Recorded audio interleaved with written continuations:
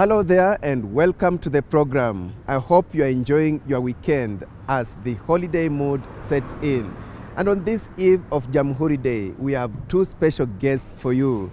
Guess who? Relations between Kenya and the UK are in a great place. Britain is an important trading partner of Kenya's. Yes, Kenya's Balozi to UK and Britain's Balozi to Kenya. Through their eyes, we will look at the Kenya-UK ties with special attention to trade and people-to-people relations.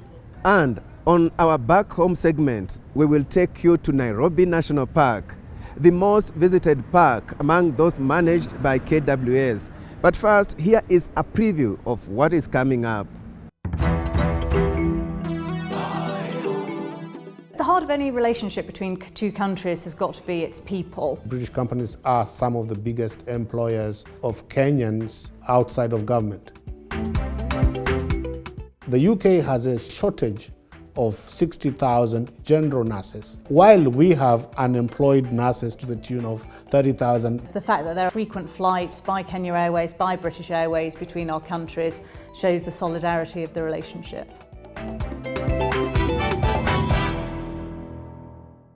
Great. I had two one-on-one interviews, one in London, another in Nairobi, focusing on Kenya-UK ties as well as diplomatic relations and what those relations mean to Kenyans living in the UK as well as Britons living in Kenya. Take a look.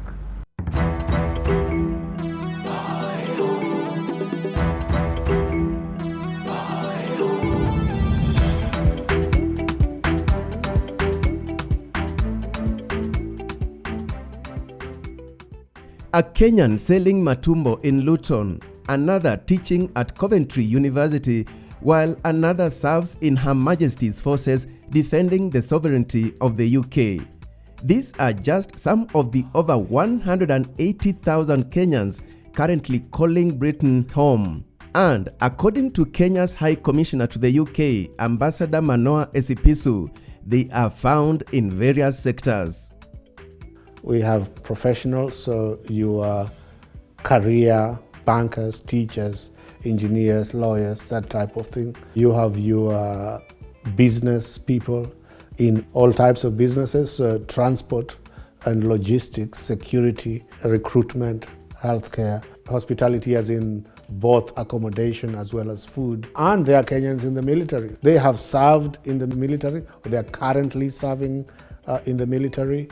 The bottom line is that across the field, there are Kenyans everywhere. So I know it's not always easy to get a visa to go to the UK, but we do actually encourage visitors from Kenya to the UK. Stats are down at the moment, of course, because of COVID, but on average we have about 2,500 Kenyan students every year. And last year we launched the new graduate visa scheme, so that once a student has graduated, they can stay in the UK for up to 2 years while they potentially look for a job there, develop greater experience, and I hope come back to Kenya and contribute to the economy here whilst retaining that tie and that love for the UK. The heart of any relationship between two countries has got to be its people, because ultimately it's people who make links and connect to each other. And if a British person wants to understand Kenya, they'll understand that best by talking to a Kenyan or talking to someone who's been to Kenya, and vice versa. The two countries have made great strides in matters trade, development and security thanks to the cordial human relations. Many British people here are also Kenyan or Kenyan but have had British heritage, and there's a lot in business, so there's over 150 British companies here, but with a real push to make sure that Kenyans are leading actually in British companies that are over here. Kenyans know their country best, so it's sort of British products. So EABL, Diageo for example, is a great example of a British company that here in Kenya is Kenyan led. Britain is an important trading partner of Kenya's. Of the big countries, the only one in which we actually have a healthy surplus. Two-way trade between Nairobi and London is 1.5 billion pounds annually, or close to that. British companies are some of the biggest employers of Kenyans outside of government. So we are in territory in which it is important to ensure that the wheels of trade are continually oiled, that we are looking at new initiatives that enhance that trade. One such initiative is the Kenya-UK Trade and Economic Partnership Agreement that was signed in January 2020 by Kenya's head of state, President Uhuru Kenyatta, and UK's Prime Minister Boris Johnson in London. The strategic partnership saw the two allies agree to scale up economic ties post-Brexit. The primary thing it did actually was consolidate the existing trading relationship. Because the EU, Britain was leaving the EU, it would mean that if we didn't come to this trade deal, then prices on goods would go up about 10%. So anything that Kenya wanted to import into the UK, the price would rise by about 10%. So this deal maintained the status quo, kept those levies off, but has also paved a pathway for future cooperation on things like financial services. The UK-Kenya Strategic Partnership Agreement has 5 pillars, and people to people is one of them. In terms of improving the contact between people, in terms of improving the welfare amongst people, in terms of ensuring that there is constant contact between people. When we say, in what areas can this be better enhanced? And the answer to that was healthcare. We're looking at the President's affordable healthcare agenda and asking what is it we can do to improve that. The first thing was that we focused on was cancer care, because a lot of Kenyan shillings, millions of Kenyan shillings, if not billions, are exported here to the UK, to India, to other countries to treat cancer. And we wanted to seek a partnership that can start to build Kenya as a center of excellence in terms of response, so right from diagnosis to treatment of cancer. And we linked up Manchester University and Christie NHS. They combined to treat 60,000 cancer patients a year, making them one of the biggest cancer hospitals, definitely in Europe, and definitely a center of excellence in the world. So we linked them up with KU Teaching and Referral Hospital, where in only a few months they have already helped KU set up this center and do the diagnostics, imaging equipment having been installed. The other pillars in this agreement include sustainable development, security, climate change, and workforce exchange. Here is where the much talked about nurses deal falls. The nurses deal is really exciting. The UK is looking for more highly qualified nurses, and Kenya currently has a surplus of nurses. So the idea of this is that nurses who are qualified in Kenya can go to the UK and work for a period of time. A workforce exchange is about 2 things. One, ensuring that the workforce we have is uplifted to the right skill levels for the specific departments. For instance, we have a shortage of oncology nurses, a shortage of ICU nurses, a shortage of renal nurses. Those can be trained here for back home. So fill the gaps that need to be filled. On the other hand, the UK has a shortage of 60,000 general nurses, while we have unemployed nurses to the tune of 30,000 and above, from what I understand.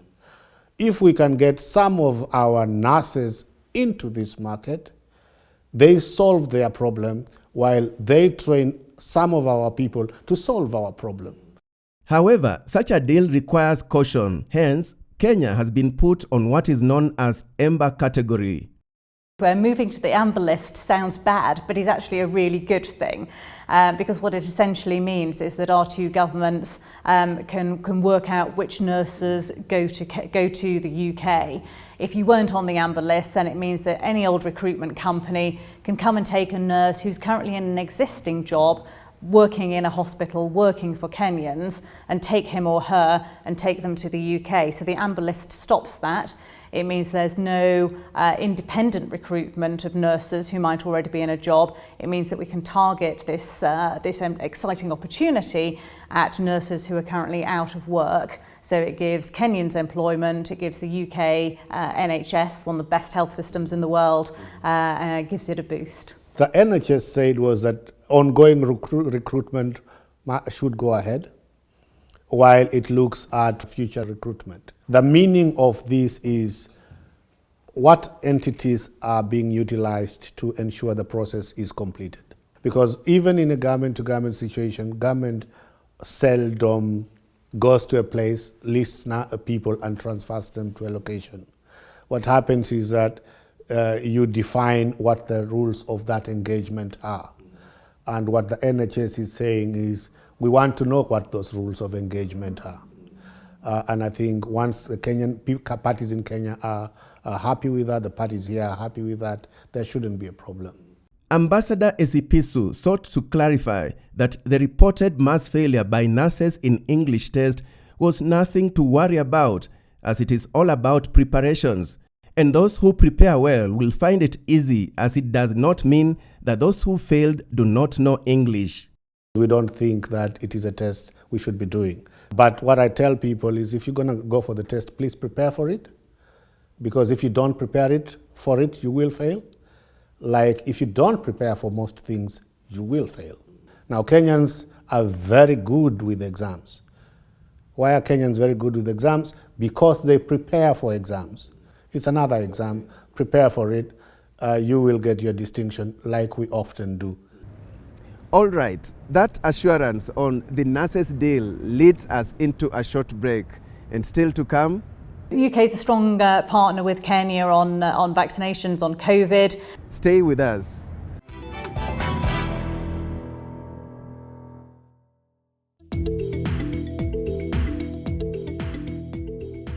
Welcome back. Today's show is about the Kenya-UK ties and how the relationship is impacting on human-to-human relations. Now, you may be asking, apart from the much talked about nurses deal, what other opportunities exist in the UK for Kenyans? They have a shortage in a lot of areas. Truck drivers is one, butchers is one. They have a shortage of expertise in tech, the STEM areas, so science, technology, engineering, maths. In that whole area, there's a shortage. And because of Brexit, they no longer have easier access to previous Eastern European market. So short-term agriculture, there's a shortage of that. So both skills and unskilled spaces, there is a shortage of that. Also in hospitality, so at the moment, if you are utterly trained, for instance, it's very easy for you to get a job in Guernsey or Jersey Island because utterly graduates are very highly regarded. All these deals were struck at the most challenging moment, that is, during the COVID-19 pandemic. And this coincided with Brexit, as the UK was leaving the EU on 31st December 2020. It was a very tough period for those of us involved because you're just not used to negotiating without physical contact, without the margin to be able to press something beyond the formal negotiations. But in the end, I think everyone was glad with the result in terms of allowing our goods and products to enter this market. When it comes to exports, UK remains one of Kenya's leading export destinations. Statistics indicate that Kenya's exports to the UK rose by 25% in 2020. So the UK and Kenya have got a really good sort of fair balance of trade, actually. So it's about 165 billion shillings a year of trade between our two countries. But what I really like about it is it's a genuine partnership. So Kenya imports about half of that value in cars, sound machinery, equipment. And when the UK loves buying from Kenya, your fresh fruit and vegetables, your tea, your coffee, your cocoa. It's unusual sometimes actually to see an equitable balance of payments, but for me, that's exactly what this partnership is between our two countries. So keeping some of that going during COVID was challenging, particularly when the aeroplanes weren't flying. So a lot of fruit and veg usually goes in the cargo hold of passenger planes. So businesses got very inventive very quickly. The prices did have to go up a little bit, but British people still wanted Kenyan green beans with their Sunday roast. So I was delighted to see that we were able to keep that trade going. Nairobi is only 8 hours out of London compared to our competitors. Vegetables coming in from Chile will take at least 24 hours if they're lucky. So just the distance between Nairobi and London means that we can ship goods from Nairobi in the evening. Remember that they are packaged at the facility at Jomo Kenyatta Airport. They come straight into the supermarkets of the United Kingdom in the morning that they arrive. No one can beat that in terms of the competition. Kenya Airways makes that happen. That when the British are eating their Scottish beef, they will eat it with fresh French beans out of a garden somewhere in Nyeri or in Naivasha or Kirinyaga. That will be accompanied by an avocado, maybe grown in Murang'a. So this is very important for the trade. Prime Minister Boris Johnson, this was one of his favourite statistics at the Africa Investment Summit just before COVID, where he said nearly half of the cups drunk on the British breakfast table are from Kenya. So 4 out of 10 cups are Kenyan. The fact that there are such frequent flights by Kenya Airways, by British Airways between our countries shows the solidarity of the relationship. Increased remittances is yet another indicator of the fruits of healthy bilateral relations between the two countries. The numbers will show that the UK is second behind the US in terms of remittances to Kenya by its citizens. Hopefully, if we get these nurses and other people coming on board, we will increase that and maybe push the guys in the US a little more. All that despite the COVID-19 pandemic. And talking about the fight against the pandemic, the two countries continue to collaborate with vaccine distribution key in those efforts. The UK is a strong partner with Kenya on vaccinations on COVID. So we've donated 817,000 bilateral vaccines. We're also the biggest contributor to COVAX, which was part of the first shipment of 1 million vaccines to Kenya. The other good news is that the number of tourists from Britain is on the increase thanks to the COVID-19 protocols in place.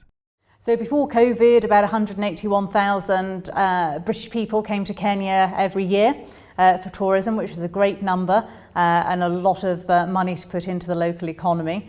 During COVID, obviously, it's a bit more challenging, but I was pleasantly surprised to see that in 2020, 50,000 Brits still came to Kenya. And even in the first couple of months of 2021, there were about 20,000 Brits who came to visit here. In fact, I think at one point a bit of your country was given a British nickname. Lamu became the Isle of Wight because there were so many British tourists there. Kenya is just such a beautiful country. Before I came here, people said to me, "Oh, you will fall in love with Kenya and you will never want to leave." And I said, "No, of course, it's just a posting. I'll be here for a few years and then I will leave." But Kenya's definitely captured part of my heart. I don't think I will be retiring here like some of my predecessors, but I'll definitely be back. I've still got a few more years left here, but it will always have a place in my heart. You've heard it there. Tourism is a key aspect in the Kenya-UK ties. And on that note, we take you to Nairobi National Park, one of the most visited parks in Kenya, and it's celebrating 75 years.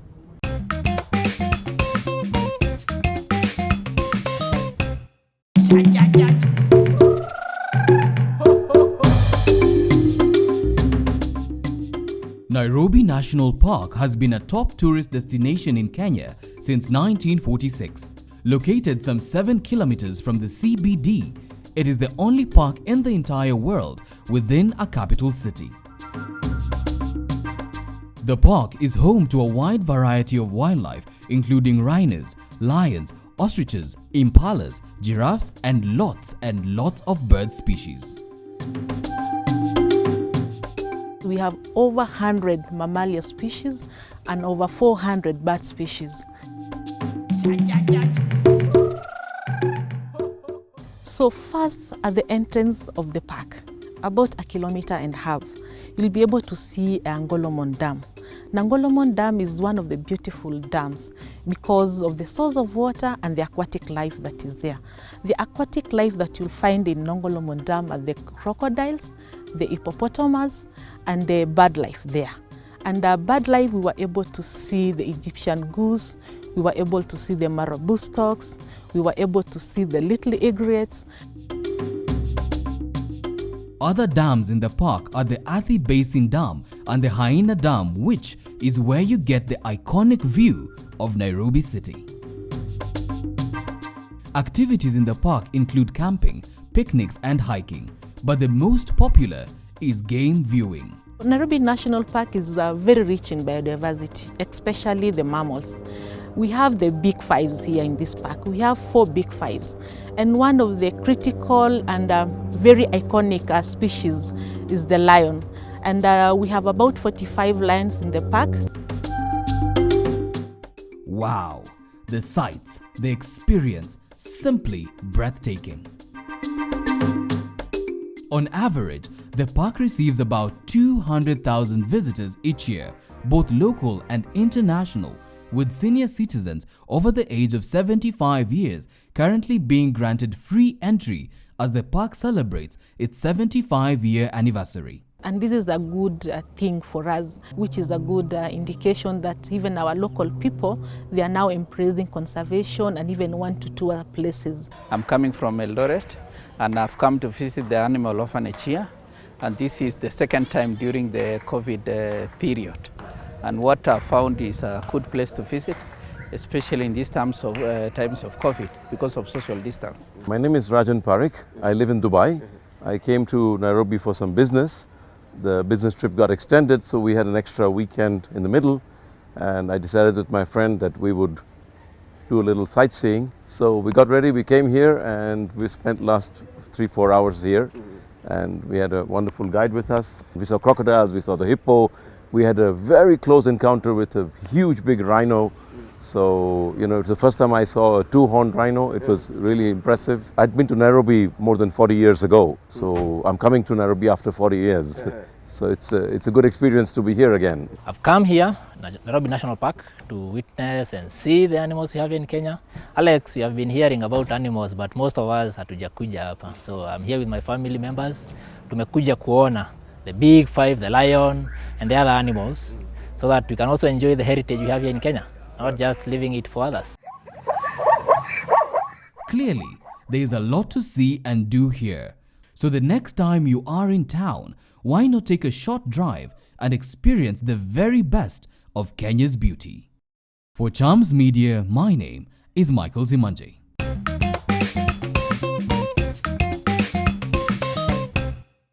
With those magical moments from Nairobi National Park, we come to the end of the show. Remember, today we had 2 special guests, Kenya's Balozi to the UK and Britain's Balozi to Kenya. It was a pleasure having your company. But before I leave, allow me to share the following images from Mugithi night that happened at Masai Choma Bar and Restaurant in Swindon, west of London. And I had my moment of fame too as a DJ Chams.